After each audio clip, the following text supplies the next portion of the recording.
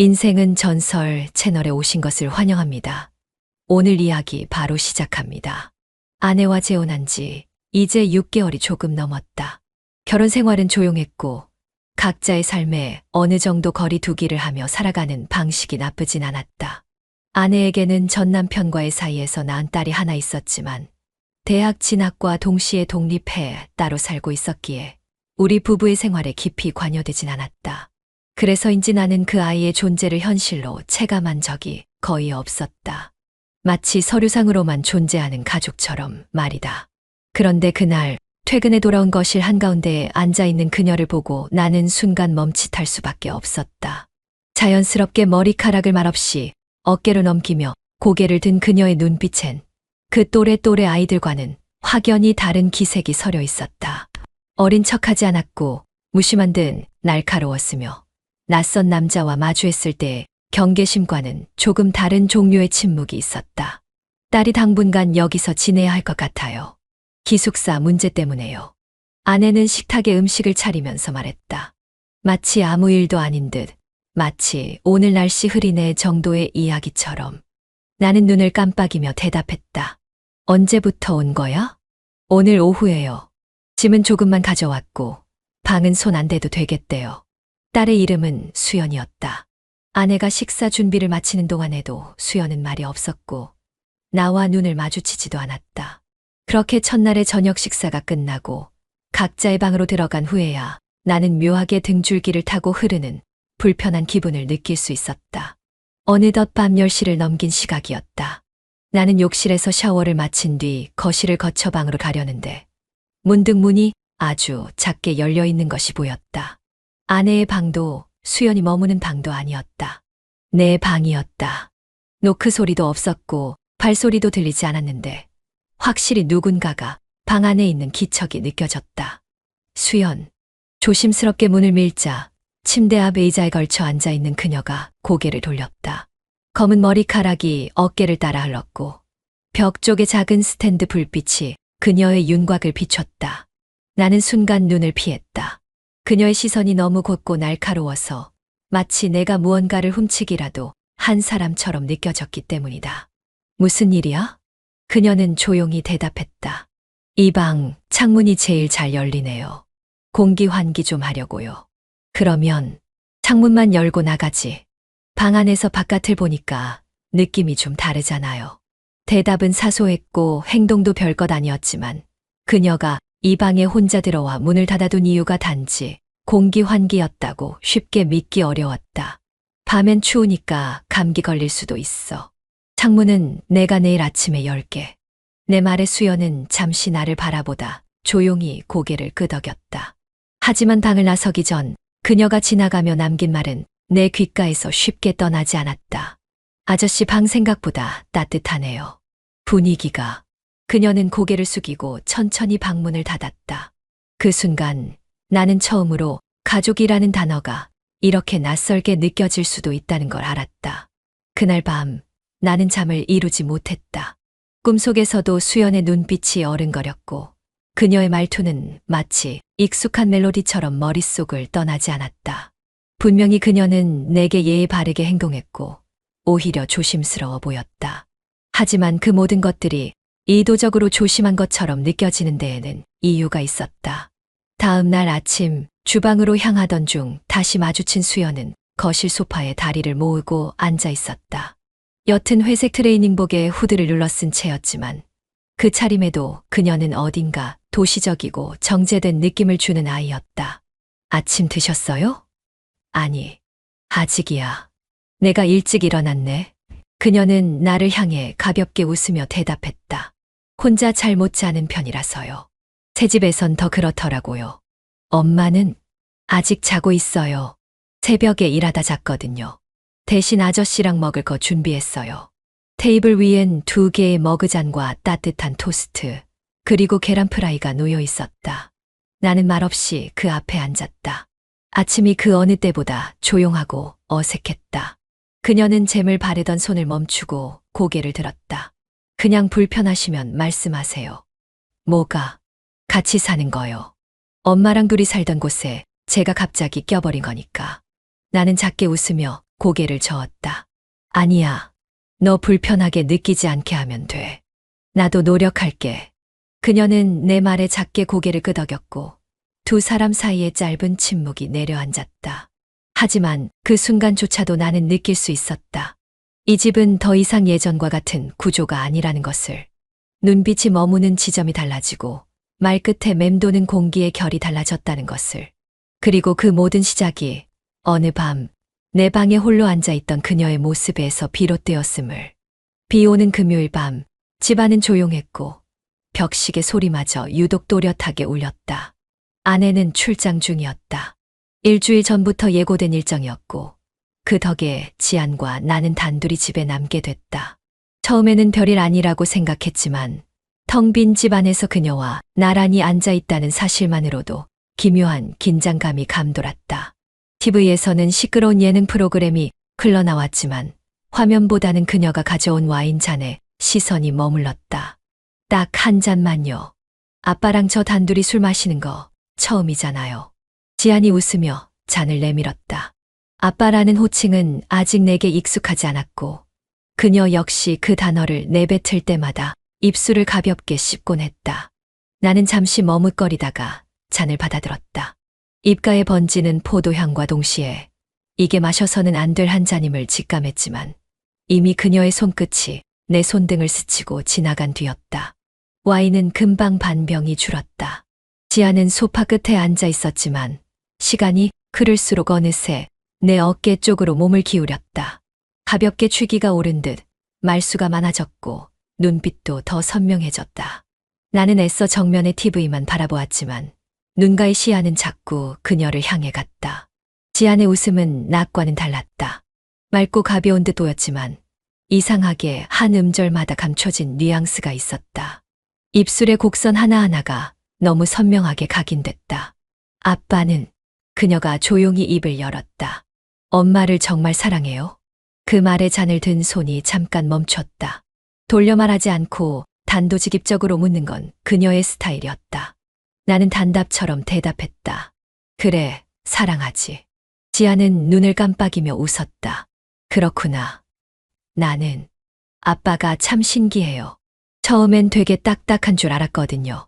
근데 같이 있다 보니까 너무 다정해서 좀 헷갈려요. 그녀의 어깨가 다시 내 쪽으로 살짝 기대며 말했다. 그 말과 동시에 우리 사이의 공기는 한층 조밀해졌다.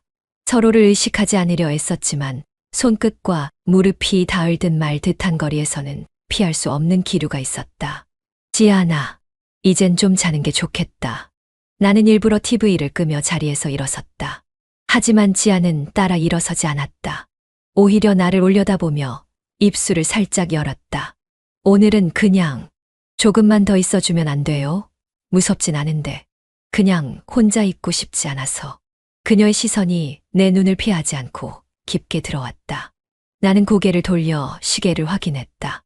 새벽 1시 30분. 아무리 봐도 이 시간을 함께 보낼 이유는 없었다. 하지만 걸음을 떼지 못했다. 아니, 더 정확히 말하면 움직이지 않는 그녀를 이유로 삼고 싶었던 내 욕망이 발목을 잡았다. 소파에 다시 앉은 순간 지아는 내 어깨에 천천히 기대어 왔다. 어깨와 볼이 닿은 순간 나는 전신의 근육이 긴장되는 것을 느꼈고 동시에 그녀는 아무 일 아니라는 듯 한숨을 쉬며 말했다. 아빠, 따뜻해요. 그 짧은 말 한마디가 모든 경계를 흔들었다. 아무 의미 없는 말처럼 들릴 수도 있었지만 나를 알고 있는 누군가의 음성으로 그렇게 말해지면 그건 단순한 감상 이상의 유혹이었다. 지아는 더 말하지 않았고 나 역시 아무 말도 하지 못한 채 그대로 그 자리에 있었다. 그리고 몇 분 후 그녀가 고개를 들었다. 얼굴이 아주 가까웠다. 숨결이 닿는 거리, 눈꺼풀을 떨게 만드는 체온. 지안의 눈동자는 눈을 피하지 않았고 오히려 내 반응을 확인하려는 듯 더 천천히 움직였다. 그리고 아주 짧은 시간 동안 그녀의 입술이 내 입술을 닿았다. 소리도 숨도 망설임도 없었다. 너무 짧고 조용했지만 그 순간이 이 집안의 모든 질서를 뒤흔드는 시발점이 된 것을 나는 직감할 수 있었다. 그녀는 금세 고개를 돌리고 자리에서 일어났다. 아무 말 없이 계단을 향해 걸어가던 그녀가 마지막 계단에 발을 디딘 뒤 멈춰섰다. 등을 돌린 채 아주 작게 말했다. 죄송해요. 그냥 실수였어요. 그 한마디가 멀리 날아가 버린 듯 나는 소파에 그대로 앉아 손가락 끝을 바라보았다. 뜨거운 것도 차가운 것도 아니었다. 하지만 무엇보다 생생했다. 그날 밤 나는 잠들지 못한 채 거실에 앉아 있었다. 지안의 방에서는 아무 소리도 나지 않았다. 아침이 밝았을 땐 모든 게 아무렇지도 않다는 듯 그녀는 부엌에서 계란을 굽고 있었다. 앞치마를 두르고 머리를 높이 묶은 채였다. 아빠, 토스트에 계란 반숙으로 해드릴까요? 커피는 진하게. 나는 대답 대신 고개만 끄덕였다. 그녀는 너무나 익숙한 딸의 얼굴로 웃었고 나는 그 웃음이 가장 낯설었다. 하루의 끝, 아내가 퇴근 후 곧장 어머니 댁으로 향했다는 연락을 받은 건 퇴근길 지하철 안이었다. 그날따라 집안의 기척은 고요했고 먼저 씻고 나와 소파에 앉아 뉴스를 틀었을 때 주방에서 물 흐르는 소리가 났다.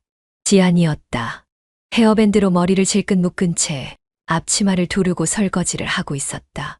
지안아, 그냥 두지. 내가 치울게. 괜찮아요. 저녁도 같이 먹었는데 이 정도는 제가 할게요. 물소리에 묻힐 듯한 작은 웃음과 함께 돌아온 대답이었다. 나는 등받이에 기대어 조용히 그녀의 움직임을 지켜봤다. 부엌 불빛이 유독 따뜻하게 느껴지던 그 밤 그녀의 손끝이 그릇 위를 쓸고 지나가는 동작까지도 낯설지 않았다. 지아는 설거지를 마치고 나서 거실로 와 나란히 앉았다. 어깨에 닿을 듯 말 듯 한 거리였다. TV에 뭐 재밌는 거 없어요? 다 거기서 거기지. 내가 보고 싶은 거 있으면 틀어. 다큐멘터리는 너무 졸릴 것 같고 영화는 길고 그냥 같이 아무것도 안 보는 것도 좋네요. 지안이 고개를 기대며 웃었다. 그녀의 손등이 소파 위에서 살짝 움직였다. 나도 모르게 내 손이 그 옆으로 자연스럽게 향했고 두 손이 닿지 않은 채 나란히 놓였다. 우리는 둘 다 아무 말이 없었다. 말하지 않아도 이 정적이 얼마나 묘한지를 느낄 수 있었다. 불 꺼진 부엌, TV 소리만 은은하게 들리는 거실, 그리고 맞닿을 듯한 거리. 모든 게 조용했고 그 조용함이 오히려 불을 지피는 느낌이었다. 이상하죠. 지안이 먼저 입을 열었다. 나는 고개를 돌려 그녀를 바라봤다. 뭐가? 이런 분위기요. 아무것도 안 하는데, 말도 없는데, 괜히 가슴이 두근거리는 거. 나는 순간적으로 눈을 피했다. 아무것도 안 했다고 생각했지만 사실 우리는 아주 많은 걸 하고 있었던 건지도 몰랐다. 그녀가 내 옆에 있다는 사실만으로도 몸의 긴장은 서서히 높아졌고 그녀의 숨결이 조금만 가까워져도 나는 숨을 삼키고 있었다. 오늘 저녁 맛있었어. 고마워. 저도 오랜만에 누군가랑 밥 먹는 것 같아서 좋았어요. 항상 혼자 먹었니? 응. 원래는 자취할 때도 거의 배달시켜 먹고 아빠랑 살면서도 각자 밥 먹는 일이 많았어요. 이런 식탁 분위기 사실 좀 낯설어요. 그녀는 조심스럽게 고개를 떨구며 말을 이어갔다. 근데 싫지 않아요. 오히려 따뜻해서 더 위험한 것 같아요. 나는 아무 대답도 하지 못했다. 말끝에 남긴 위험한이라는 단어가 머릿속을 오래 맴돌았다. 그 말이 뜻하는 게 무엇인지, 그리고 그녀가 얼마나 의식하고 있는지를 짐작할 수 있었다. 잠시 후 그녀는 자리에서 일어났다. 저 먼저 방에 들어갈게요. 그래, 잘 자. 그녀는 몇 발자국 걷다 말고 고개를 돌렸다. 근데 아빠. 응. 오늘도 식탁 밑에서 제 발 밟았던 거 실수였어요? 그 순간 식탁 아래서 슬쩍 닿았던 발끝이 떠올랐다.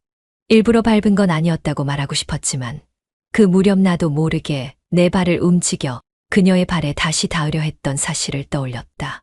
입이 다물어졌고 나는 애써 웃으며 대답했다. 아마도 실수일 거야. 그럼 다음엔 조심해 주세요. 저 깜짝 놀랐으니까. 그녀는 그렇게 말하고 방으로 들어갔다. 문이 닫히는 소리와 함께 거실의 공기가 확 식어버렸다. 나는 가만히 고개를 숙이고 손등을 바라봤다. 별일 아닌 손짓 하나, 시선 하나, 그 모든 것들이 마치 어떤 징조처럼 불안하게 가슴을 찔렀다. 다음 날 아침, 아내는 여전히 친정에서 돌아오지 않았다. 주방에서 밥 짓는 냄새가 희미하게 퍼졌고 내가 일어나 거실로 나오자 지아는 이미 상을 다 차려두고 있었다. 셔츠 위로 가볍게 가디건을 걸친 그녀는 평소보다 더 차분한 얼굴이었다. 일어나셨어요? 국 식기 전에 어서 앉으세요. 이렇게까지 안 해도 되는데. 그래도 어제 같이 먹었으니까요. 아침도 같이 먹는 게 자연스럽잖아요. 그녀는 밥그릇을 내 앞으로 밀며 웃었다. 나도 웃으며 수저를 들었다. 그런데 그녀의 발이 다시 식탁 아래서 내 정강이에 슬쩍 닿았다. 나는 움찔했지만 그녀는 아무렇지 않게 밥을 떠먹었다. 한 번 더 살짝 다가온 그 발끝이 이번엔 정확하게 내 발목을 눌렀고 이번에도 아무 말 없이 국물을 들이켰다. 지아나. 네. 지금 내 발이 내 쪽에 와 있는데. 아, 그런가요? 죄송해요. 식탁이 좁아서 그런가 봐요.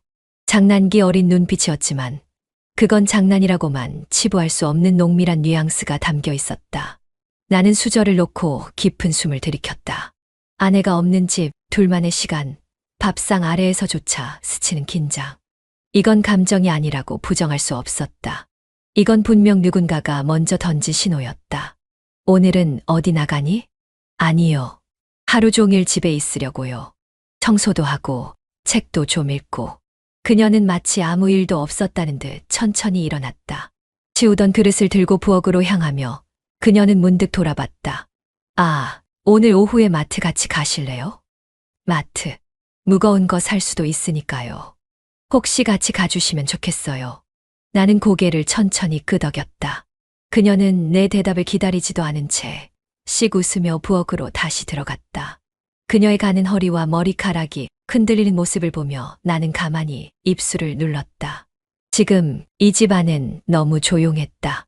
그리고 이 조용함 속에서 우리는 서로 너무 많은 신호를 주고받고 있었다. 아무 일도 없었다. 아무 말도 하지 않았다. 그러나 감정은 선명하게 머물렀고 발끝은 또 한 번 스쳤다. 이 집엔 바람 소리 하나도 없지만 그 정적이 오히려 온갖 소리로 가득했다. 비밀이란 건 말로 꺼내기 전까지는 그저 정적에 머무는 법이니까. 거실엔 소고기 뭇국 냄새가 가득했다. 지안의 어머니가 새벽부터 정성껏 차린 밥상이었고 장모님이 직접 오신다기에 아내는 유난히 분주해졌다. 나는 한 손에 젓가락을 들고 조용히 아내를 도왔다. 지아는 테이블을 정리하며 아무렇지 않은 듯 동그란 얼굴을 숙이고 있었지만 나는 안다. 그녀가 오늘 하루 종일 입술을 깨물며 무엇인가를 억누르고 있다는 걸.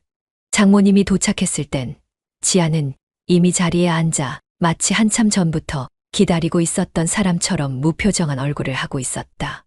어머니 추우셨죠? 어서 들어오세요. 아내가 반갑게 장모님의 팔을 잡으며 현관으로 나섰고 나는 그대로 식탁에 앉아 지안과 마주했다. 마주 본다고 해도 서로 눈을 맞추진 않았다. 우리는 그럴 수 없었고 또 그럴 필요도 없었다. 지안은 고개를 숙인 채 젓가락으로 공깃밥 가장자리를 톡톡 두드리고 있었고 나는 그녀의 그런 반복적인 몸짓을 보며 지난밤을 떠올렸다. 아니, 지난주도. 아니, 그보다 더 오래된. 지안아, 얼굴이 왜 이렇게 말랐어? 새아빠가 밥 잘 안 해줘. 장모님이 웃으며 말을 던지자 지안은 가볍게 고개를 끄덕였다. 괜찮아요, 할머니. 잘 챙겨주세요. 웃음이 깃든 말이었지만 그녀의 눈이 흔들렸다. 지안의 어깨가 미세하게 떨리는 걸 보며 나는 물컵을 들었다가 놓았다. 바닥에 고요가 내려앉은 것 같았다. 식사가 시작되고 아내는 장모님과 대화를 이어가며 밝은 분위기를 만들려 했었다. 나는 고기 반찬을 집어 지안의 그릇에 놓았고 지안은 조금 당황한 듯 나를 슬쩍 바라봤다. 순간 장모님의 시선이 내 손을 따라왔다. 그리고 잠시 멈췄다. 아니 근데 사위, 딸인데 그렇게 자주 쳐다보면 오해받겠어요. 장모님이 웃는 말투로 던진 그 한마디에 모든 분위기가 얼어붙었다. 지아는 젓가락을 놓았고 아내는 장모님의 팔을 다급히 잡았다. 엄마, 무슨 말씀이세요? 무슨 이상한 소리를. 아니, 뭐 그냥 하는 말이지. 요즘 세상엔 무슨 일이 일어날지 모르잖아. 장모님의 웃음 섞인 말이었지만 그 말은 너무 정확했고 너무 불편했다. 나는 시선을 피하지 않은 채 지안의 눈을 보았다. 그녀는 나를 보며 입술을 꾹 깨물었다. 어쩌면 그 눈빛 하나에 이미 다 들어 있었는지도 모른다. 우리가 지금까지 얼마나 멀리 와버렸는지, 돌아갈 수 없는 선을 넘어섰는지, 그리고 그것이 어디까지 들킬 수 있는지를. 식탁 아래 지안의 발끝이 내 다리에 닿았다. 우연처럼 스친 뒤 멈추지 않고 천천히 닿아오는 그 감각. 나는 아무렇지 않은 척 물컵을 들었고 아내는 장모님에게 여느 때와 다름없이 물었다. 엄마, 지안이 이번 방학 때 외삼촌 집에 보내는 건 어때요? 공기도 좋고 좀 쉬다 오면 좋을 것 같아서요. 그 말에 지안의 손이 숟가락을 움켜쥐듯 쥐었다가 천천히 내려놓았다. 나는 대답 대신 조용히 그녀의 표정을 살폈다. 맑지도 않고 어둡지도 않았지만 그 눈빛엔 분명히 서운함과 어떤 결심 같은 게 섞여 있었다. 아니요, 나 그냥 여기 있을래요. 지안의 목소리는 낮고 또렷했다. 그리고 한참 후에야 장모님이 고개를 끄덕였다. 그래, 그럼 그렇게 해. 나는 수저를 내려놓으며 속으로 중얼거렸다. 그렇게 해요, 지안. 그대로 여기 있으라고. 이 집 안에서, 이 균열 위에서 우리가 이미 서로를 피하지 않기로 해버렸던 그 순간처럼. 그날 오후 아내는 친구들과의 약속이라며 외출했고 집안엔 나와 지안만 남아 있었다.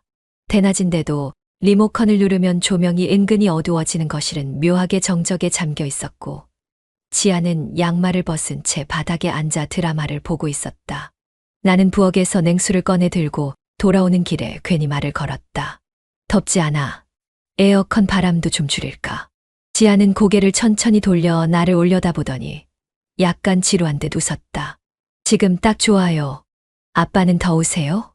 아니, 나야 뭐 괜찮지. 근데 집에 우리 둘뿐이니까. 그래서요? 지안은 작은 웃음을 흘리며 고개를 다시 화면 쪽으로 돌렸다. 마치 그래서 뭐 하는 듯한 그 말투와 시선은 대화의 맥락보다 다른 감정을 먼저 끌어올렸다. 나는 괜히 거실 구석에 쌓여있는 빨래 바구니를 집어들며 말했다. 세탁기 좀 돌릴게. 젖은 수건부터 넣자. 지안은 몸을 일으키더니 나와 함께 욕실로 향했다. 바닥에 젖어있는 수건들을 함께 주우며 두 손이 한꺼번에 닿았을 때 짧은 정적이 흘렀다. 나는 얼른 손을 뗐지만 지안은 손끝을 조금 늦게 놓았다. 아, 미안. 왜요? 괜찮은데. 지안은 수건을 건네면서 다시 그 웃음을 지었고 나는 괜히 세탁기에 허리를 깊게 숙이며 동작을 천천히 했다. 그녀의 체온이 바로 등 뒤에서 느껴지는 듯했고 바짝 다가와 서 있는 기척이 의식적으로 피하고 싶어도 피할 수 없었다. 물을 채우고 돌아서려는 순간 지안이 샤워기 손잡이를 건드리며 장난처럼 물을 튀겼다. 내 셔츠에 물방울이 튀었고 나는 멍하니 그녀를 바라보았다. 야, 너 지금 뭐 한 거야? 아빠 땀났잖아요. 시원하시라고. 지안은 혀를 쏙 내밀며 웃었고 나는 물을 묻힌 손으로 그녀의 팔에 되갚았다. 그러자 지안이 갑자기 샤워기를 틀었다.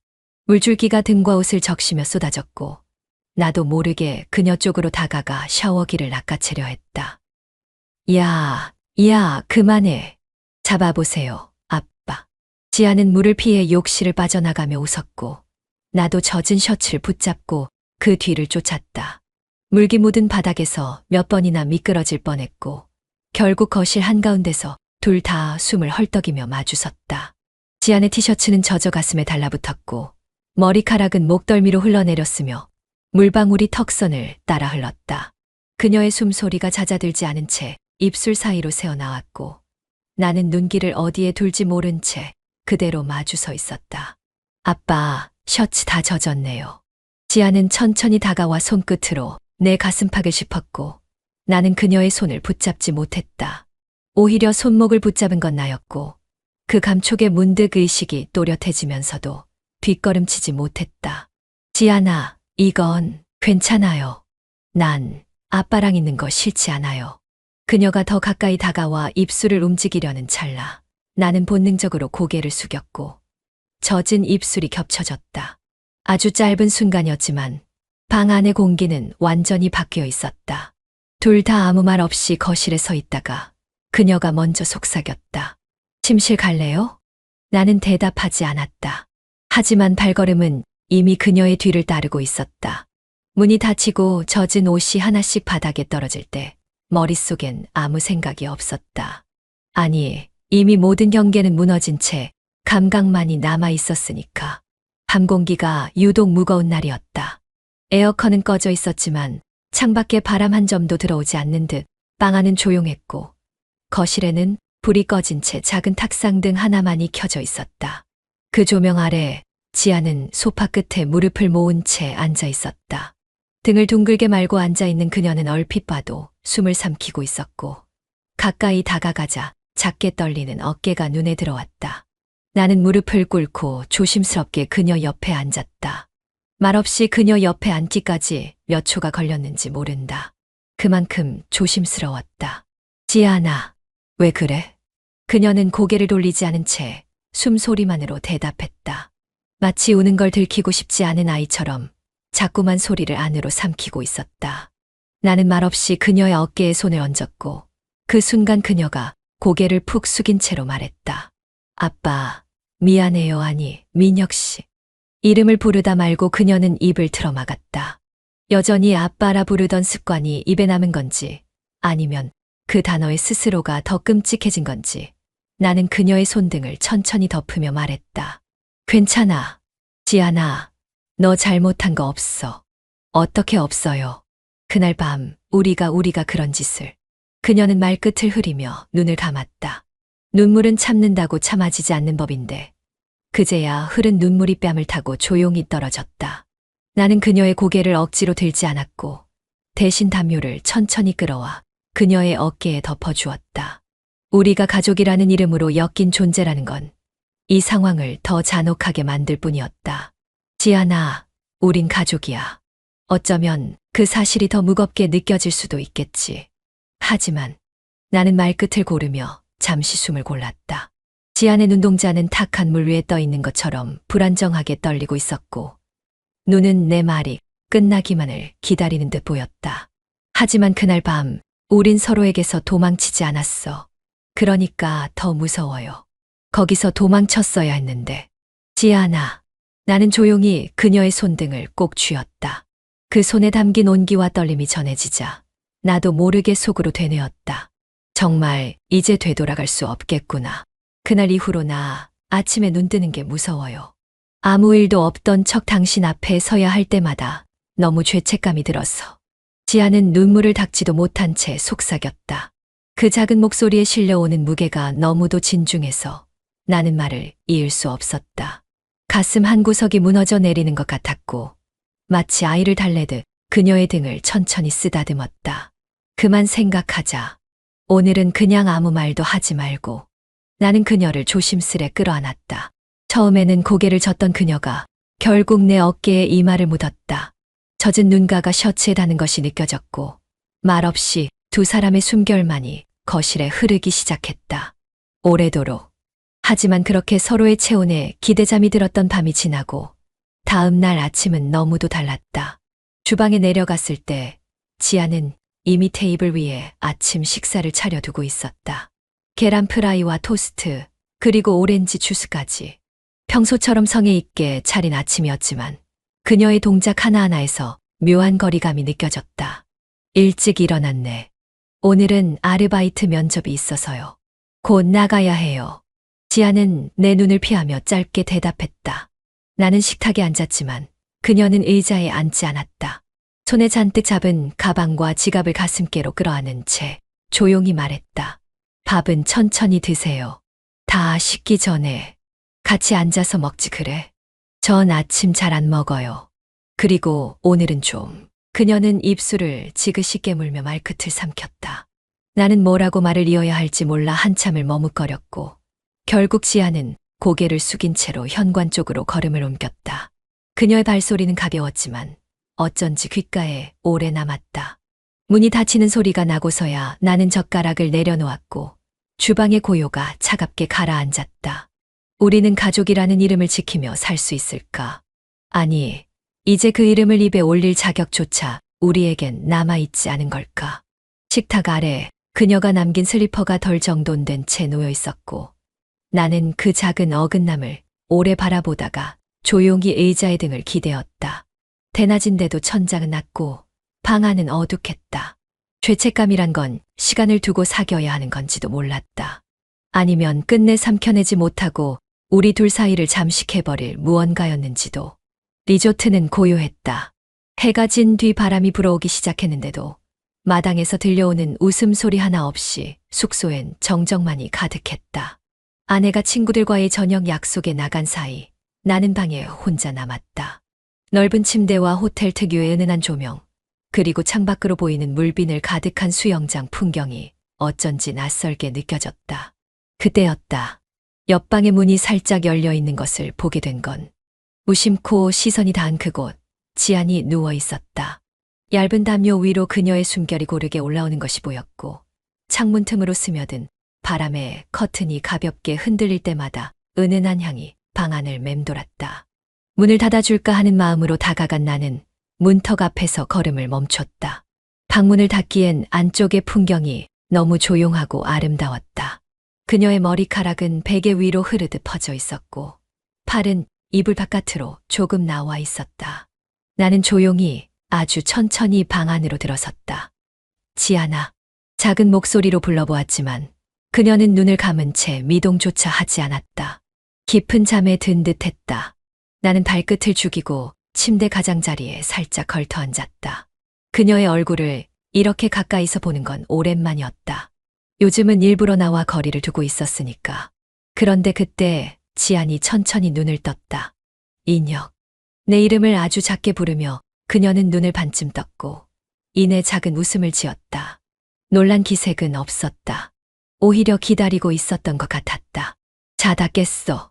응, 꿈꾸는 줄 알았어. 민혁 씨가 내 방에 와 있을 거라고는. 그녀는 상체를 조금 일으키며 담요를 정리했다. 나는 말을 잇지 못하고 시선을 떨궜다. 돌아서야 한다는 걸 알면서도 이 방의 온기에서 쉽게 벗어나지 못하고 있었다. 밖에 추워요? 조금. 그런데 여긴 더 따뜻하네. 지아는 아무 말 없이 손끝으로 내 소매를 가볍게 쥐었다. 그리고 그 손이 천천히 내 손으로 옮겨왔다. 그렇게 아무 말 없이. 하지만 그 침묵 안에는 너무 많은 말들이 담겨 있었다. 나는 그녀의 손을 감싸며 말했다. 지아나, 여기서 이러면 안 돼. 아내는 금방 올지도 몰라. 그녀는 고개를 천천히 저었다. 그리고 이불을 한쪽 들어 올리며 말했다. 오늘은 나 좀 안아줘요. 아무 말 없이. 그 말에 심장이 크게 울렸다. 허락을 구하지 않는 그녀의 눈동자는 똑바로 내게 닿아 있었고 나는 더는 물러설 수 없다는 걸 알았다. 천천히 그러나 단호하게 그녀 곁에 누웠다. 이불 안의 온도는 달랐다. 그녀의 체온이 피부를 타고 전해졌고 얼굴과 얼굴이 가까워지면서 숨소리가 엉켰다. 지안의 눈은 뜨거웠고 그녀는 먼저 다가왔다. 천천히 내 볼에 입술을 댄 뒤 망설임 없이 속삭였다. 민혁 씨가 안아주면 나는 괜찮을 것 같아요. 나는 대답하지 않았다. 그저 그녀의 허리를 감싸 안았고 서로의 몸이 맞닿는 순간 담요 안은 더는 숨 쉴 틈조차 없을 만큼 열기로 가득 찼다. 그녀의 손이 내 등줄기를 타고 내려올 때 나는 그녀의 목덜미에 입을 댔고 그녀는 눈을 감은 채 스스로 내게 안겨왔다. 지안. 내가 부르자 그녀는 숨을 가쁘게 몰아쉬며 말했다. 계속 이렇게 나만 바라봐줘요. 아무것도 묻지 말고. 말보다 더 뜨거운 대답을 나누는 데에는 오래 걸리지 않았다. 그녀는 나를 끌어안으며 더 깊이 파고들었고 마치 자신이 어디쯤까지 내려가고 있는지조차 모르는 듯 모든 것을 내게 내맡겼다. 이불 안에서 얽힌 우리의 숨결은 시간이 멈춘 듯한 밤에 오래도록 멈추지 않고 흘렀다. 문이 닫혀있는 방 안, 이 작은 공간만큼은 세상과 단절된 듯 조용했다. 아내는 돌아오지 않았고 우리 둘은 그 침묵 속에서 너무 멀리 와버렸다는 걸 온몸으로 깨닫고 있었다.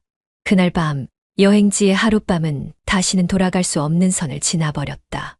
그리고 나는 그것을 후회하지 않았다. 어쩌면 그녀 역시도. 퇴근길 차 안에서 들은 아내의 통화는 짧고 단조로웠다. 평소처럼 어머니와의 안부 인사일 거라 생각했지만 핸즈프리로 울려 퍼지는 내일은 늦게 들어올게요라는 말끝의 떨림은 예전과 조금 달랐다. 그녀는 변함없이 웃고 있었지만 나는 이미 오래전부터 그 웃음을 믿지 않았다. 그리고 마침내 기다리던 열쇠 하나가 손에 들어왔다. 거실 테이블 위에 무심하게 올려진 아내의 휴대폰. 평소라면 잠금 설정이 단단했을 텐데 아마 급하게 나가느라 패턴을 제대로 걸지 못했나 보다. 나는 아주 천천히 그러나 단단한 확신을 안고 그녀의 앨범 폴더를 열었다. 복잡한 디렉토리 사이 카카오 백업파 다운로드, 보안 폴더, 그리고 네스트캠이라는 생소한 이름의 폴더 하나가 눈에 띄었다. 그 안에는 짧은 글 몇 개가 저장되어 있었고 파일명은 날짜와 시간으로 표기돼 있었다. 나는 손끝으로 떨리는 숨을 억누르며 재생 버튼을 눌렀다. 첫 번째 클립, 늦은 저녁 시간. 우리 집 현관 앞 복도였다. CCTV 화면은 조용했고 몇 초 동안 아무도 지나가지 않았다. 그런데 영상의 중반부쯤 화면 오른쪽에서 실루엣 두 개가 나타났다. 하나는 명백히 지안이었다. 그녀가 복도 쪽을 살피며 손짓하자 누군가가 현관에서 조심스럽게 고개를 내밀었다. 그 인물이 누구인지 선명하지 않아도 알아볼 수 있었다. 내 딸 지안, 그리고 나였다. 숨이 막혔다. 클립은 길지 않았고 큰 대화도 없었다. 다만 내가 지안의 머리카락을 가볍게 쓸어내리는 장면이 찍혀 있었다. 손끝이 그녀의 뺨을 지나 어깨에 닿는 순간 화면은 정지된 것처럼 보였다. 누군가 밖에서 이 영상을 보았다면 단순한 가족 간의 스킨십이라 생각할 수도 있겠지만 나는 알았다.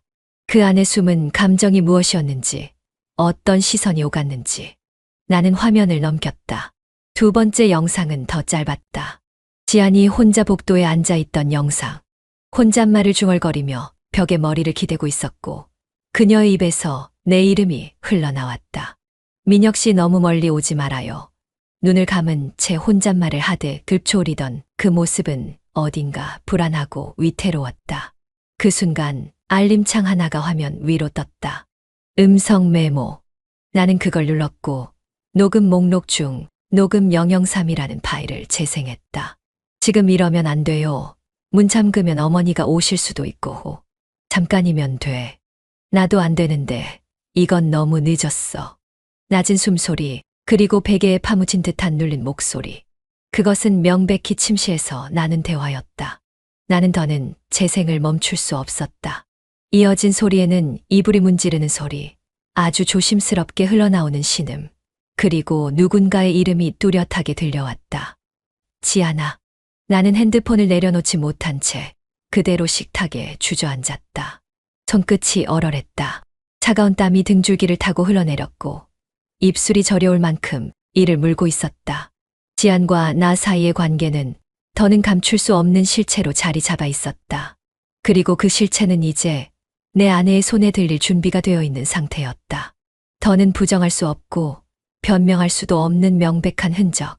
지우려 해도 되돌리려 해도 이미 너무 멀리 와버린 증거들이었다. 나는 핸드폰을 조용히 제자리에 올려두며 거실로 들어오는 찬 바람을 맞았다. 문득 거실 창가에 걸린 커튼이 흔들렸다. 바람 때문인지 누군가 창밖에서 보고 있기라도 한 듯한 기분이 들었다. 하지만 어쩌면 이제 누가 보든 상관없는 일이 되어버린 걸지도 모르겠다. 나는 이미 지켜야 할 것과 버려야 할 것 사이에서 선택을 끝냈고 이 증거들은 그 결과를 향해 차곡차곡 쌓이고 있었다. 말없이 어둠 속으로 꺼지는 핸드폰 화면을 바라보며 나는 생각했다. 이건 끝의 시작이다. 지안이 임신을 알린 날, 내 뒷덜미를 덥석 잡아채는 차가운 감정은 어딘가 이상하게 익숙했다. 그건 단순한 놀람도 아니고 반가움도 아니었다. 머릿속 어딘가에서 누군가가 속삭이듯 말했다. 이 아이는 너의 아이가 아닐 수도 있어. 그 한 문장이 생각보다 오래 깊게 나를 따라다녔다. 의심은 죄라고 배워왔지만 의심하지 않는 것이 얼마나 어리석은 일인지 나는 너무 잘 안다. 그리고 이미 그때 나는 그녀와 내가 공유하고 있던 모든 비밀의 끝에 어떤 형태로든 진실이 자리하고 있으리라 믿고 있었다. 그래서 아무 말 없이 움직이기 시작했다. 처음엔 평범한 검진을 가장했다. 산부인과의 동행에 아기의 상태를 확인하는 척하면서 의료진의 눈을 피해 지안에 사용한 컵과 빨대를 챙겼다. 집에 돌아와 그녀가 샤워 중일 때 욕실 문틈에 남은 그녀의 칫솔도 조심스레 가져왔다. 내 쪽 샘플은 더 쉬웠다. 연도 후의 휴지 한 장이면 충분했으니까. 그렇게 만들어진 두 개의 봉투. 하나는 지안, 하나는 나. 그리고 세 번째, 아기의 유전 정보를 추출하기 위한 체열 동의서엔 그녀가 알지 못하는 내 서명이 얹혔다. 모든 서류는 익명의 검사 항목으로 등록되었고, 결과는 내가 원하는 방식으로 내가 지정한 시간에만 열람 가능하게 설정했다. 며칠 동안 나는 그녀 앞에서 아무렇지 않은 척을 반복했다. 아침 식탁에서 웃었고, 저녁에 함께 TV를 보며 뻔한 드라마 장면에 함께 반응했다. 그녀의 눈동자에 사랑을 담은 듯한 반짝임이 있을 때마다 나는 마음속 어딘가가 조용히 식어 내려가는 걸 느꼈다. 그리고 결과가 도착했다. 검사 결과 제출된 남성 샘플과 태아의 유전적 일치율 0%. 처음엔 오타인가 싶었다. 다시 확인했고 재검 요청을 눌러 확인 메일을 다시 받았다. 결과는 같았다. 0%. 단 0.1도 아니고 애매한 수치도 아닌 명확한 숫자. 나는 그 아이의 아버지가 아니었다. 서류 위엔 병원장직인의 붉은 잉크가 선명했고 가계 일치 불가라는 항목에 과학적 수치가 잔인하게 줄을 그어놓고 있었다. 그 순간 머릿속에서 수없이 재생되던 지안의 목소리와 손길, 민혁 씨라 부르던 입술이 떠올랐다. 따뜻하게 안기던 그 품, 내 어깨에 기대어 눈을 감던 밤들, 다정하게 아기 옷을 고르던 그녀의 모습. 그 모든 것이 한순간에 날조가 되었다. 나는 문득 그날 새벽 지안이 내게 들려주었던 말이 떠올랐다. 아기 얼굴이 민혁 씨 닮았으면 좋겠어요. 눈은 진하게, 입은 얇게, 그런 느낌. 그 말은 그냥 예쁜 말이 아니었다. 의도된 암시였고 철저한 덮개였다.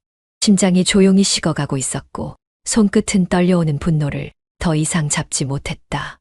마른 입술로 한참을 아무 말 없이 보고서를 바라보다 나는 아주 천천히 자리에서 일어났다. 거실 창문 너머로 지안이 마당에서 고양이에게 사료를 주고 있었다. 웃고 있었고 한 손으론 햇살을 가리며 내 쪽을 보고 손을 흔들었다. 나는 그 손을 향해 웃으며 고개를 끄덕였다. 그렇게 평온한 일상의 한 조각처럼 반응했지만 내 마음 속엔 이미 한 줄이 그어져 있었다. 다시는 지우지 못할 선이었고 다음 장을 준비하는 서사의 시작이었다. 그 아이는 내 아이가 아니다. 그러나 지아는 아직 그걸 모른다. 그리고 나는 그걸 안다는 걸 티 내지 않을 것이다. 적어도 지금은. 숟가락이 국그릇에 닿는 소리가 유난히 크게 울렸다. 그날 저녁 우리는 오랜만에 세 식구가 함께 밥상에 마주 앉았다. 아내가 지안이 좋아하는 장조림도 했어라며 놓은 접시는 중간에 있었고 된장국은 지안 앞에 놓여 있었지만 그 누구도 손을 뻗지 않았다. 말없이 눈치를 보며 밥을 뜨고 국을 한 모금 삼키는 일조차 무겁게 느껴질 정도로 숨이 막혔다. 나는 밥을 씹지도 않고 넘겼다. 목구멍이 좁아진 듯 음식이 내려가지 않았고 지아는 젓가락을 든 채 그대로 멈춰 있었다. 아내만 유일하게 밥을 뜨고 있었지만 그녀의 눈빛에도 평소의 온기는 없었다. 형식적인 식사였고 억지로 짜는 일상이었다. 아내는 한참을 말없이 먹더니 그제야 입을 열었다. 오늘은 회사 일 어땠어? 요즘 많이 바쁘다며? 나는 대답 대신 고개만 끄덕였다. 지안이 고개를 숙인 채 국물만 휘젓고 있었다. 어깨가 조금씩 떨리고 있었고 내가 말을 하려 하자 그녀는 젓가락을 탁 놓고 자리에서 벌떡 일어났다. 저 다 먹었어요. 먼저 들어갈게요. 목소리는 눌려 있었고 뒷모습은 흔들렸다. 그녀가 계단을 오를 때마다 나무가 삐걱거렸고 조용한 집 안에 그 소리만 유독 크게 퍼졌다. 나는 밥상에 놓인 장조림 그릇을 멍하니 바라보다 조용히 입을 열었다. 여보, 지안이 요즘 너무 예민한 것 같아. 혹시 너랑 무슨 말다툼이라도 있었어? 아내는 잠시 고개를 갸웃하더니 조용히 말했다. 아니, 그런 거 없어. 오히려 내가 요즘 바빠서 지안이랑 거의 얘기도 못했어. 나는 대답 대신 고개만 끄덕였다. 그 순간 위층에서 문이 쾅 닫히는 소리가 들렸다. 곧이어 서랍이 열리는 소리, 옷장 문이 열리고 닫히는 소리, 그리고 짐 가방이 바닥을 긁는 소리까지. 아내와 나는 동시에 눈을 들었다. 서로 눈빛이 스쳤지만 누구도 먼저 말하지 않았다. 나는 자리에서 조용히 일어나 계단을 올라갔다. 방문 앞에 멈춰선 채 손을 들었다가 내렸다. 조용히 숨을 들이쉬고 문을 밀어 열자 지아는 바닥에 쪼그리고 앉아 있었다. 짐가방 옆에 놓인 속옷 몇 벌, 화장품 파우치, 그리고 사진 몇 장이 그녀의 손에 들려 있었다. 그녀는 고개를 들지 않고 말했다. 죄송해요. 나 그냥 나가 있을게요. 조금만. 왜 그래? 갑자기 짐을 싸고. 민혁 씨, 나 이제 눈을 못 마주치겠어요. 내가 아니에요. 그냥 숨이 막혀서 그래요. 나는 그녀의 곁에 조심스럽게 앉았다. 그녀의 손에서 떨리듯 들고 있던 사진은 몇 해 전에 가족 여행지에서 찍은 것이었다. 지안이 내 팔에 가볍게 기댄 모습이 담겨 있었고 카메라를 보며 웃고 있는 나의 얼굴은 지금의 내가 보기엔 낯설기만 했다. 지안아, 그럴 필요 없어. 그냥 평소처럼 지내면 돼. 우리가 서로 모른 척하면 그게 더 고통스러워요. 나는 민혁 씨 얼굴을 볼 때마다 자꾸 그날 밤이 생각나고 자꾸 이상한 생각이 나요. 지안. 나는 그 말을 듣고 더는 아무 말도 할 수 없었다. 그녀는 마치 고백하듯 울듯 떨듯 말했지만 결국 스스로를 더 아프게 찔러버리는 말을 하고 있었다. 나는 그녀의 손등을 가볍게 감싸 안았다. 그 손이 차가웠고 미세하게 떨리고 있었지만 그녀는 뿌리치지 않았다. 우리는 그렇게 짐가방을 앞에 둔 채 조용히 손을 맞잡고 있었다.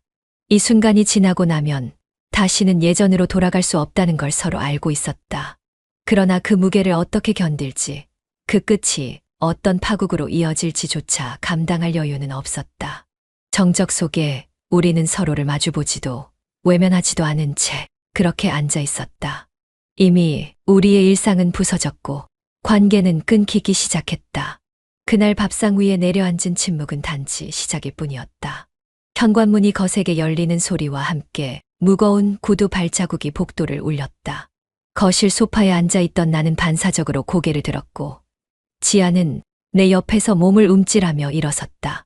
그리고 그 순간 현관을 통과한 장인어른의 얼굴이 보였다. 두 눈이 벌겋게 충혈된 채 장인은 나를 바라보며 한 단어를 던졌다. 이 자식이. 나는 무의식적으로 일어섰고 지아는 내 옷자락을 붙잡았다. 하지만 장인은 그 짧은 거리도 참지 못한 채 다가와 내 멱살을 거칠게 움켜쥐었다. 나는 자세를 무너뜨리지 않으려 애썼고 지아는 외마디로 외쳤다. 할아버지, 진정하세요. 제발. 진정. 지금 이 꼴을 보고도 진정하라고. 내가 사람이냐? 내가 너를 사람으로 봤던 게 죄지. 장인의 목소리는 거실 천장을 찢을듯 울렸다. 그는 내 멱살을 쥔 손을 놓지 않은 채 이글거리는 눈빛으로 나를 노려봤다. 아내는 뒤늦게 집에 도착해 현관문을 막 통과하던 중이었고 장인의 고함의 걸음을 멈춘 채 굳어섰다. 무슨 일이에요? 아버지, 무슨 일이 있었던 거예요? 그녀의 시선이 거실로 옮겨질 때 지안과 내가 나란히 서 있는 모습을 본 순간 그녀는 한 걸음도 더 나아가지 못했다. 차가운 정적이 흘렀고 그녀의 얼굴이 서서히 하얗게 질려갔다. 지안, 민혁 씨, 무슨 일이야, 뭐야 이게. 지안은 눈을 질끈 감으며 말했다. 엄마, 정말 미안해. 그 짧은 말 한마디에 아내의 다리가 풀리듯 주저앉았고 장인은 고개를 돌려 아내를 바라보며 말했다. 너도 지금 이 꼴이 말이 된다고 생각하냐? 이 집에서 무슨 짓이 벌어졌는지 알아? 내 남편이 내 손녀딸과. 그만하세요, 아버지. 제발. 나는 장인의 팔을 조심스레 떼어내려 애썼지만 그이는 단호하게 손을 떼지 않았다. 그의 숨소리는 거칠었고 눈빛에는 참을 수 없는 분노가 소용돌이쳤다. 그는 내게 속삭이듯 그러나 분명히 들릴 만큼 낮고 단단한 목소리로 말했다. 나는 너 같은 놈을 사위로 둔 적 없다. 오늘부로 넌 내 가족 아니다. 지안이도 마찬가지다. 지안은 그제야 두 손으로 입을 태워 막고 울음을 터뜨렸고 아내는 바닥에 손을 짚은 채 멍하니 서 있었다. 상황이 너무 비현실적이라 그 누구도 무엇이 진실이고 어디까지가 악몽인지 구분할 수 없었다. 이 집에서 둘 다 당장 나가. 내가 저질러 놓은 일이 뭔지 아직도 모르는 거냐? 두 사람 모두 내 눈앞에서 사라져. 할아버지, 저는 지안이 울먹이며 고개를 들었지만 장인은 단호하게 고개를 저었다. 넌 더 말하지 마라. 내 입에서 무슨 변명이 나와도 내가 그걸 듣고 이해할 만큼 물러난 사람이 아니야. 이게 가정이고 이게 가족이냐? 나는 숨을 깊게 들이쉬며 아내를 바라봤다. 그녀는 여전히 입술을 달달 떨며 나를 보고 있었다. 의심이 아니라 이해조차 되지 않는 공포의 눈빛으로. 나는 그제야 조용히 입을 열었다. 어떻게 된 거냐고 묻는다면 나도 모르겠어. 지안이 처음 이 집에 들어왔을 때 나는 그만 좀 해. 이제 와서 감정을 설명하면 뭐가 달라지냐고. 아내의 외침이 날카롭게 쏘아졌다. 그녀의 눈에선 눈물이 고였고 동시에 손이 떨리고 있었다. 지아는 다시 울음을 터뜨렸고 나는 뒤를 돌아보았다. 이 집에서 처음 식탁을 함께 마주했던 기억이 스쳤다. 따뜻했던 밥상, 조심스럽던 첫 대화, 그리고 그 모든 게 무너진 지금의 풍경. 장인은 마지막으로 말했다. 짐 정리해. 오늘 안에 둘 다 나가. 내 엄마가 이 꼴 보면 하늘에서도 땅을 칠 거다. 그는 뒷짐을 지고 거실을 돌아섰다. 한 걸음 한 걸음이 너무 무거웠고 그의 등이 보일 때야 이 집안의 중심이 완전히 무너졌음을 실감했다. 울음과 분노, 침묵과 배신, 그 모든 감정이 뒤엉킨 거실 한가운데에서 나는 더 이상 어떤 말도 할 수 없었다. 그저 모든 것이 끝났다는 것을 느낄 뿐이었다. 탁자 위엔 이미 몇 번 접혔다. 펼쳐진 서류가 놓여 있었다. 흔한 복사 용지 위에 인쇄된 활자는 단정했고 모든 조항은 너무나 깔끔하게 정리되어 있었으며 그 마지막 빈칸만이 아직 살아있는 감정처럼 남아 있었다. 도장을 찍는 데 필요한 사인펜이 책상 모서리에 걸쳐 있었고 그 옆에는 오래된 도장 케이스가 반쯤 열린 채로 놓여 있었다. 나는 의자에 앉아 조용히 숨을 골랐다. 맞은편에 앉은 아내는 고개를 숙인 채 서류를 내려다보았고 그 곁에 지아는 두 손을 무릎에 모은 채 앉아 있었다. 얼굴은 창가 쪽으로 반쯤 펴져 있었고 눈동자는 흔들림 없이 먼 곳을 바라보는 중이었다. 고요했지만 그 고요 속에서 수없이 많은 파편이 부딪히는 소리가 들려오는 것 같았다. 이렇게까지 해야겠어. 아내가 천천히 입을 열었을 땐 이미 답을 알고 있다는 듯한 말투였다. 내가 고개를 들었을 땐 그녀의 눈에 물기가 가득 차 있었지만 떨어지지는 않았다. 애써 참고 있는 사람의 표정은 오래된 수건처럼 부겨져 있었고 그 얼굴을 보며 내가 해야 할 말을 골라야겠다는 생각이 들었다. 하지만 그건 오래 걸리지 않았다. 준비된 말이 아니라 오랜 시간 속에서 만들어진 결심이었으니까. 이건 우리가 선택한 마지막 존중이야. 난 그 이상을 더 이상 줄 수 없어. 그 말은 그녀의 가슴을 세게 때린 것 같았다. 하지만 아내는 더 이상 감정을 드러내지 않았다. 입술만 떨렸고 손끝이 조금 흔들렸다. 그녀는 조용히 도장을 꺼내 들었고 마치 벌을 받는 아이처럼 천천히 그러나 멈추지 않고 마지막 페이지의 구석에 도장을 찍었다. 이정인이라는 이름이 붉게 번졌다. 그리고 그 굵은 도장 옆에 있는 내 이름 옆 빈칸이 나를 기다리고 있었다. 나는 숨을 한 번 들이쉬고 펜을 들었다. 펜촉이 종이를 긁는 소리가 유난히 크게 들렸다. 적힌 내 이름은 정돈되어 있었고 어딘가 냉정해 보였다. 그것으로 모든 것이 끝난다는 듯한 선명한 필체였다. 나는 도장을 찍기 전 잠깐 손을 멈췄다. 아무 말도 하지 않았지만 나 자신에게 마지막 확인을 하고 싶었다. 그 모든 기억과 조각들이 맞물리는 순간 나는 망설임 없이 도장을 눌렀다. 그래도 지안 앞에서 이러는 건 아내가 어렵게 말을 꺼냈다. 지안은 그제야 고개를 돌려 우리를 바라보았다. 감정이 실린 것도 무언가를 말하고자 하는 것도 아닌 단지 이 모든 순간을 그저 받아들이는 얼굴이었다. 난 그 시선을 몇 초간 받아냈고 고개를 천천히 끄덕였다. 지금 이 자리에서 우리가 서로 미련을 가지면 더 엉망이 될 거야. 아까 장인어른도 분명히 말했잖아. 너희 둘 다 내 눈앞에서 꺼져라고. 그 말에 아내는 얼굴을 돌렸고 지아는 눈을 감았다. 방 안에는 바람 소리도 없고 발소리도 없었다. 단지 서류 위의 글자들만이 모든 결정을 대신하고 있었다. 나는 천천히 자리에서 일어났고 서류를 봉투에 넣어 그녀의 앞에 놓았다. 필요하면 법무사 통해서 처리해. 난 더 이상 같이 살 수 없어. 지안이도 당신도. 그 말에 아내가 입술을 물었지만 아무 말도 하지 않았다. 지안도 조용히 일어나 방 안을 나섰다. 그 뒷모습은 어딘가 깊이 부서진 사람처럼 보였다. 어깨를 숙이지 않았지만 등 너머의 분위기는 침몰하고 있었다. 아내는 마지막으로 내게 다가와 말했다. 한 번만 물을게. 진심이야? 우리 진짜 이렇게 끝내? 나는 고개를 돌리지 않고 말했다. 진작 끝났어. 그날 새벽 너 없는 침실에서. 그녀는 그 말에 더 이상 붙잡지 않았다. 조용히 현관으로 걸음을 옮겼고 지안이 미리 챙겨둔 여행용 가방을 들었다. 그녀는 떠나는 것이 아니라 쫓겨나는 것이었고 나는 그것이 마땅하다고 생각했다.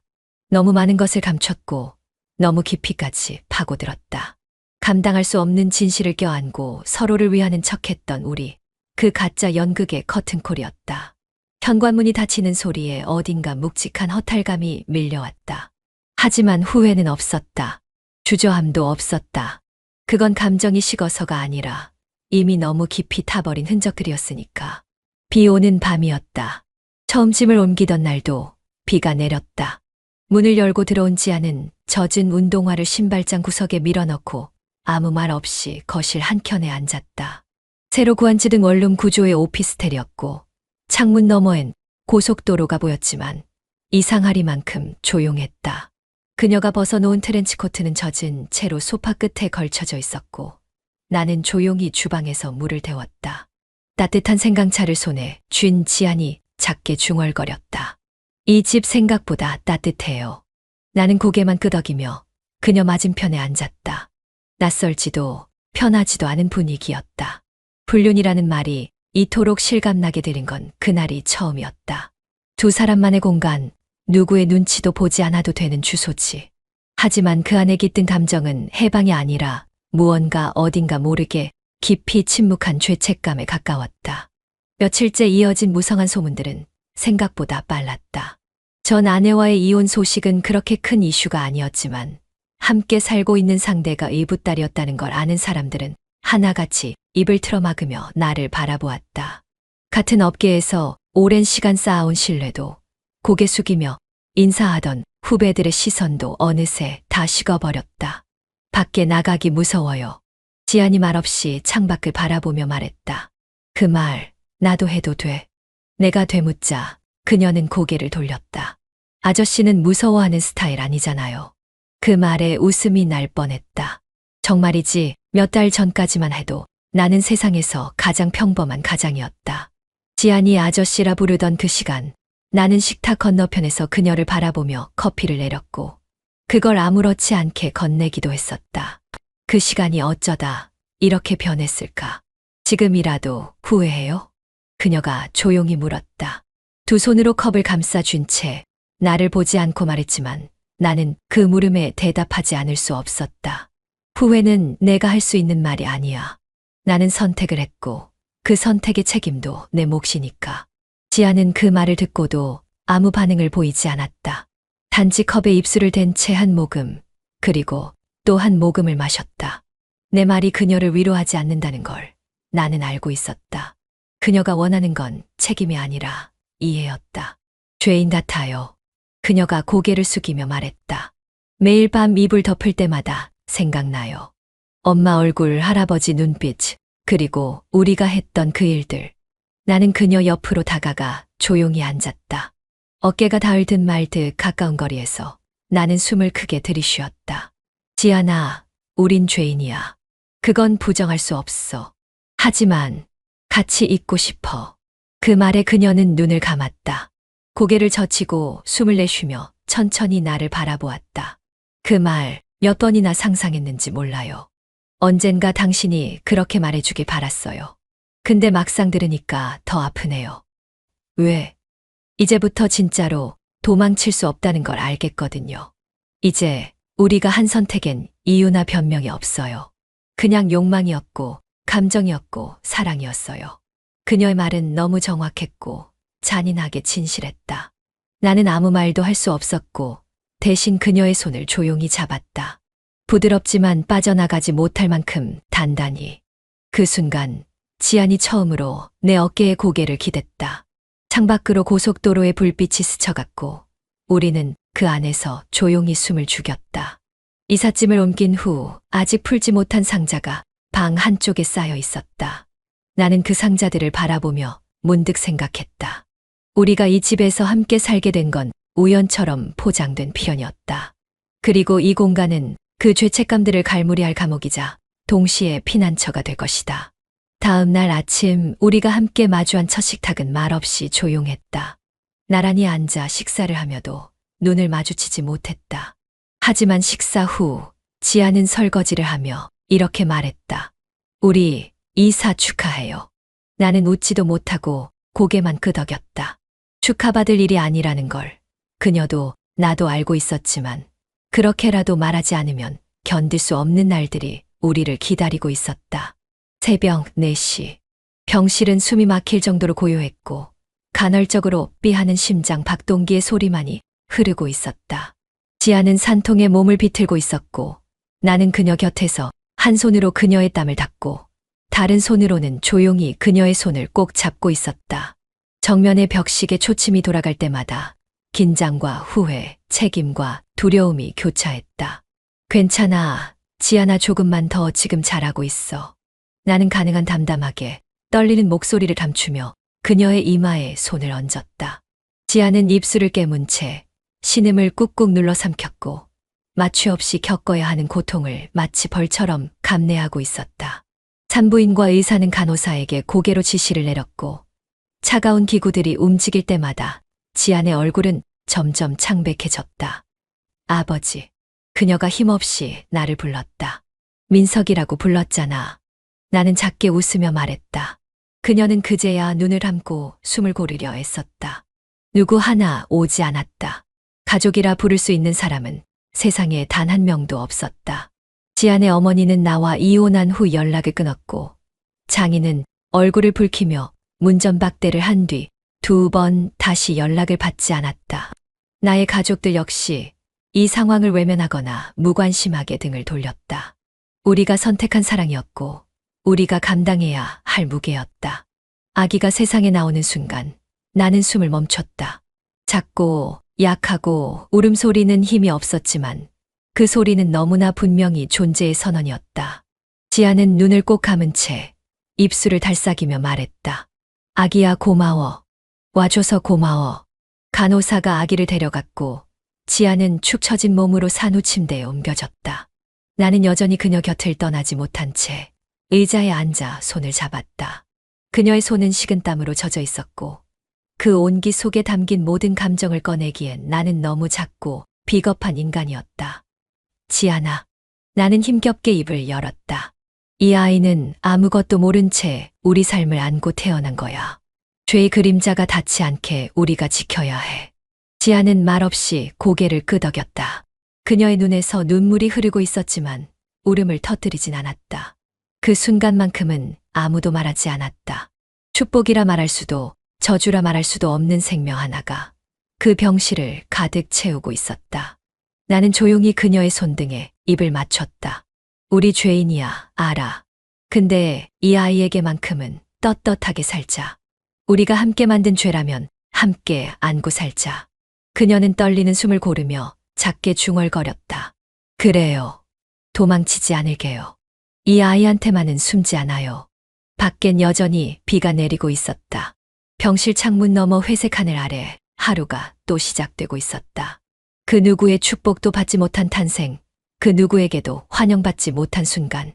하지만 우리는 그 아이의 작은 손가락이 움츠리는 모습을 보며 그 무엇보다 진실하고 순결한 감정을 느끼고 있었다. 침묵 속에 우리는 눈물로 그 생명을 맞이했다. 그리고 그 침묵이야말로 우리가 감당할 수 있는 마지막 위로였다. 새벽 5시 반. 현관 초인종이 울릴 시간은 아직 멀었지만 나는 이미 하루를 시작하고 있었다. 커튼 사이로 스며든 햇빛은 옅고 차가웠고 부엌에서 은근히 피어나는 미역국 냄새는 이른 봄 아침처럼 조용히 퍼져갔다. 지아는 아직 방 안에서 아이와 함께 잠들어 있었다. 나는 조심스럽게 그 방문 앞을 지나며 발소리를 죽이고 커피 잔을 내려놓았다. 우린 지금 한 집에 살고 있지만 가족이라 부를 수 없는 관계였다. 나는 주민센터에 등록된 새 주소지의 그녀와 함께 있었고, 이름도 생일도 가족 관계란에도 서로의 흔적은 없었다. 그저 동거인이라는 묘한 이름으로 묶여 있었고, 그것조차 누군가가 물으면 설명할 수 없는 애매함이었다. 가끔 이웃 아주머니가 물었다. 따님이세요? 되게 닮았네. 나는 웃으며 고개를 저었고, 지아는 눈길을 피하며 우산을 챙겼다. 우리 죄인이에요. 어느 날 장을 보며 무심히 던졌던 지안의 말이 아직도 귀에 맴돌았다. 사랑은 했지만 용서받을 수 없어요. 그래서 조용히 살아요. 그녀의 말은 슬프지 않았고 오히려 담담해서 더 아팠다. 지아는 아이를 키우며 마치 하나의 일기장처럼 살아갔다. 말을 아꼈고 사람들과도 거리를 두었다. 육아 모임에도 나가지 않았고 소아과를 갈 때면 마스크와 모자, 선글라스로 얼굴을 가렸다. 아무도 우리를 기억하지 않게, 아무도 우리를 궁금해하지 않게. 어느 날 그녀가 조용히 묻기도 했다. 민석 씨는 후회 안 해요. 나는 그때 대답하지 못했다. 사랑이었는지, 집착이었는지, 아니면 죄의식에 따른 책임감이었는지. 무엇 하나 명확하게 말할 수 없을 정도로 감정은 엉켜 있었고 삶은 조용히 무너져 있었다. 다만 분명한 건 그녀가 나를 바라보는 눈빛은 지금도 흔들렸고 그 눈빛에 나는 아직도 흔들린다는 것이었다. 밤이 되면 현관 앞에 서서 나는 항상 망설였다. 그녀의 방으로 들어갈까? 그 아이의 웃음소리가 멀리서 들리면 문고리를 잡은 채 멈췄고 결국 다시 거실로 돌아와 담요를 꺼냈다. 우린 함께 있으면서도 다시는 함께할 수 없다는 걸 매일 확인하며 살아갔다. 아이를 처음 안았던 날의 감정, 병원 침대 위에 앉아있던 그녀의 눈물, 무너지는 이혼 서류 위의 도장 소리, 장인의 분노에 휘청이던 날의 공기까지도 모든 것은 아직 끝나지 않은 속죄의 일부였다. 나는 오늘도 아이의 이름을 부르지 못한다. 그 이름은 그녀가 혼자 지었다. 그녀는 아빠라는 말, 아직은 아이 입에서 듣고 싶지 않다고 말했다. 나는 그 말에 고개를 끄덕였고 그 다음 날부터 집안에서 나는 삼촌이 되었다. 이해한다. 너무 잘 이해해서 더 이상 아프지 않을 정도로 익숙해졌다. 그리고 어느 날 그녀가 방에서 나와 조용히 말했다. 나중에 시간이 많이 지나면 이 아이에게 말할 수 있을까? 우리 둘이 무슨 사이였는지. 나는 웃지 않았다. 그저 조용히 아주 작게 고개를 저었다. 지아나, 아무 말도 하지 말자. 그게 우리가 할 수 있는 마지막 속죄야. 그녀는 내 손을 잠시 잡았다가 놓았다. 그 짧은 접촉이 오늘 하루의 유일한 온기였다. 밖엔 꽃이 피었고 봄이 오고 있었다. 하지만 우리 집엔 아직 겨울이었다. 침묵이 가득한 끝나지 않은 속죄의 계절이었다.